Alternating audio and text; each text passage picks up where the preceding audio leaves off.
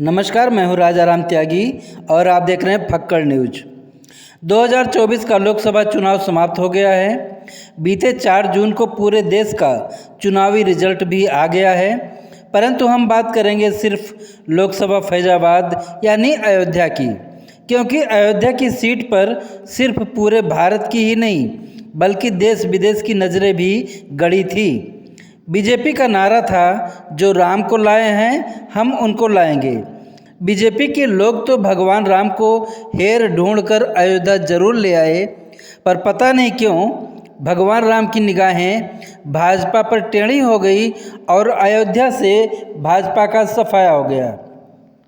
सिर्फ अयोध्या ही नहीं बल्कि अयोध्या के आसपास की तकरीबन 15 लोकसभा सीटें भाजपा हार गई, यानी भगवान राम के क्रोध की ज्वाला कई जिलों तक भड़क उठी। अब आते हैं अयोध्या में। अयोध्या से गठबंधन के सपा प्रत्याशी अवधेश प्रसाद ने 54,000 से ज़्यादा वोटों से जीतकर भाजपा प्रत्याशी लल्लू सिंह को करारी शिकस्त दी।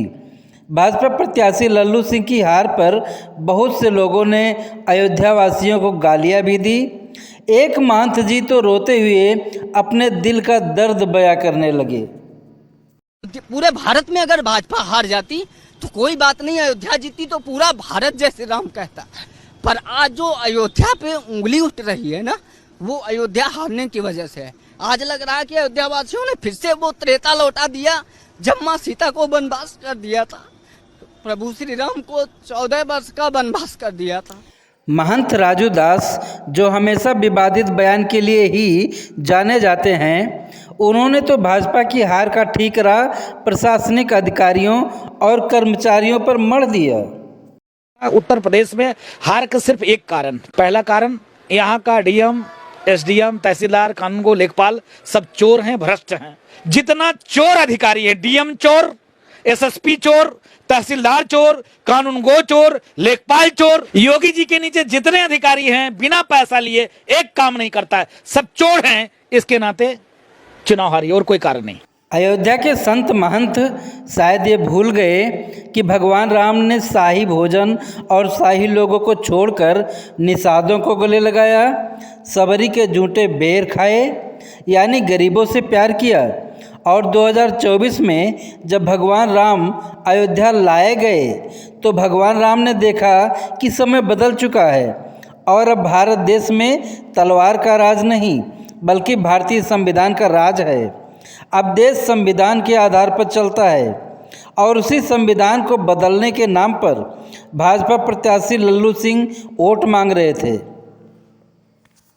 इसके लिए कई कई नियम बदलने होंगे, संविधान में संशोधन करना होगा और बहुत सारे काम करने।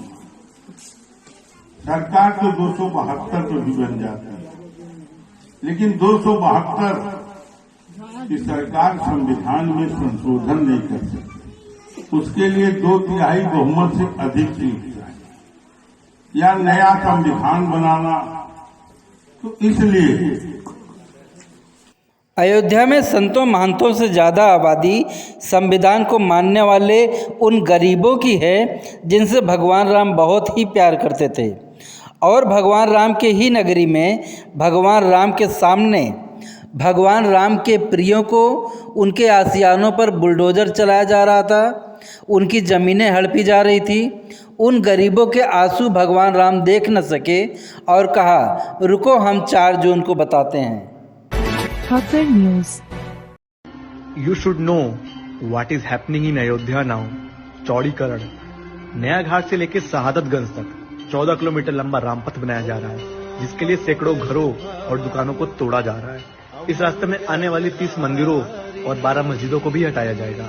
अयोध्या की जनता चाहती थी कि ये बात आप तक पहुंचाई जाए, तो मैंने पहुंचा दी। वैसे हर सिक्के के 2 पहलू होते हैं, ये किसी के लिए विकास है तो किसी के लिए विनाश। आप लोग विकास कर रहे हैं, कैसा विकास हो रहा है? ये कैसा विकास है? राम जी का मंदिर बनवा के सबके घर को तोड़ दो। इस तरह का अन्याय अत्याचार कितना नाम का नाम।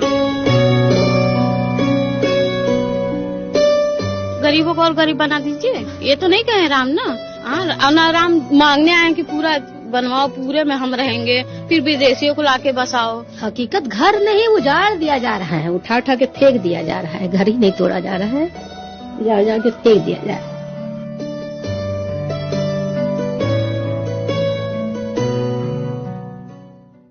खबर न्यूज।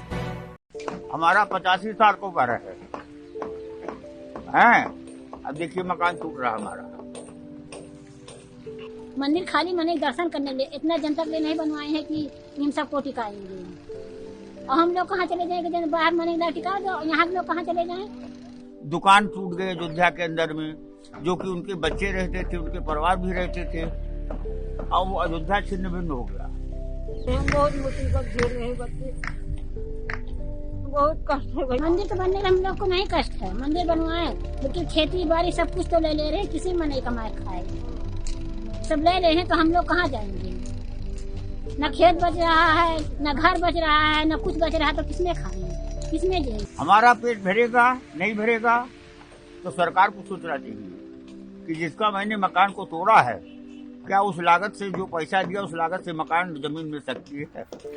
अयोध्या की हार के बाद संविधान बदलने वालों पर तंज कसते हुए सपा मुखिया अखिलेश यादव ने संविधान बचाने वालों को धन्यवाद देते हुए उनका आभार प्रकट किया।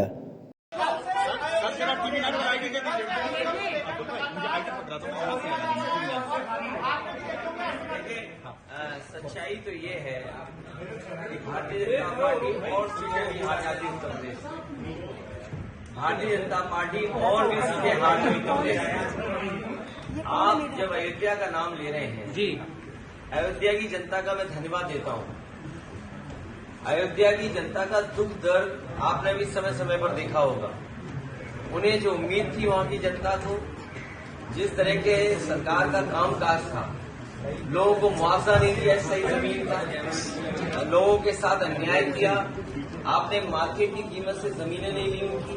जब लैंड एक्विजिशन करने के लिए आप चले तो आपने दबाव बना करके झूठे मुकदमे लगा कर उनसे जमीन छीन, न जाने कितने व्यापारियों को आपने दुख संकट पहुंचाया जो 100 साल से रह रहे थे, 100 साल से लोग रह रहे थे। ऐसे भी परिवार हैं जो अपनी गाय भैंस के साथ, जानवरों के साथ 100 साल से रह रहे थे, आपने उन्हें उजाड़ दिया।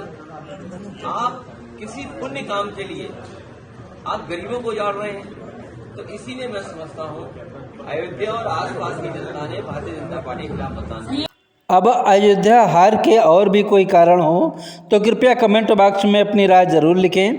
यदि चैनल पर नए हैं तो कृपया फक्कड़ न्यूज़ को सब्सक्राइब कर लें, जिससे आपको मिलती रहे ऐसी तमाम खबरें हमेशा। और हाँ, खबर को ज़्यादा से ज़्यादा शेयर ज़रूर करें। बहुत बहुत धन्यवाद।